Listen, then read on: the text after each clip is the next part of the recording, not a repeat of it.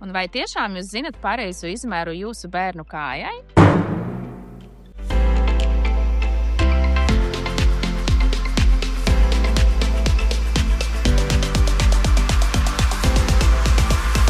Tā gadās diezgan bieži, tīpaši, ja bērni maina apavus no slēgtiem apaviem uz zandaliem uz atvērtiem. Kā iekonomēt laiku, lai pareizi izvēlēties izmēru? Pirmkārt, ir jāpaņem no jūsu apaviem, ko bērns šobrīd nesā, jāizvelk iekšpēdiņa un jāpaskatās, kur šobrīd beidzās pirksti. Parasti tad te jau ir nospiedumi uz tās iekšpēdiņas un jāpaskatās, cik tuvu tiešām pienāk maliņai. Ir klasiskais variants, jūs varat, lai bērns nostājās uz grīdas uz papīra, un apvilkt ar pilspalvu bērna pēdu, un tad nomērīt centimetros, cik sanāk tad bērnam pēdiņa.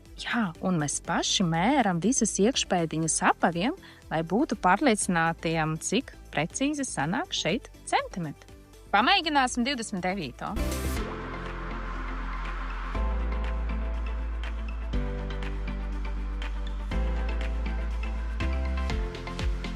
Mūsu veikalā jūsu bērnu kājas ir drošās rokās.